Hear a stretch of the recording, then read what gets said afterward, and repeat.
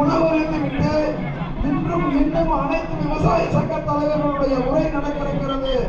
அதற்கும் நீங்கள் ஆதரவு செல்லும்படி உங்களை அன்போடு கேட்டுக்கொள்கிறோம். விவசாய சங்க தலைவர்கள் எல்லாம் தன்னுடைய என்எஸ்பியுடைய கூடுதலை இனிமேல் தான் பேச இருக்கிறார்கள். அனைவரும் இருந்து பார்த்து செல்ல வேண்டும். அனைவருக்கும் உணவு தயார் செய்யப்பட்டிருக்கிறது. உணவருந்து செல்லுமாறு உங்களை பணியோடு கேட்டுக்கொள்கிறோம்.